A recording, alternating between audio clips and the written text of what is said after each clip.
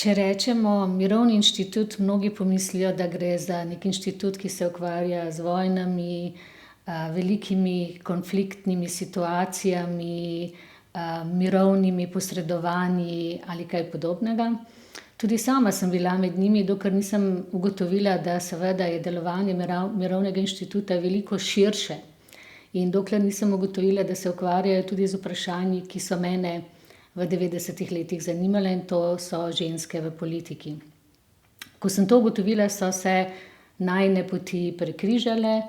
Ugotovila sem, da je na Mirovnem inštitutu veliko ljudi, ki se ukvarja s podobnimi vprašanji. Tako da sem najprej z Mirovnim inštitutom sodelovala pri projektu Vlaste Jalušić, kako smo hodile v feministično gimnazijo. Kasneje pa sva z Vlasto naredili knjigo o ženskah in politiki. Kasneje sva izvedeli, da so o njej govorili celo v Evropskem parlamentu, kar naju je zelo razveselilo, ker je bila to ena prvih knjig izpod peres avtoric iz srednjevzhodne Evrope.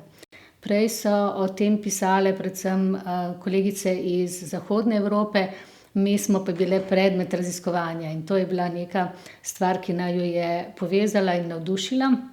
Tako da sva kasneje prijavili še en projekt ženske v parlamentarni politiki, primerjalno raziskavo med Slovenijo in Madžarsko, ki je tudi izšla, mislim, da 2004 v knjigi.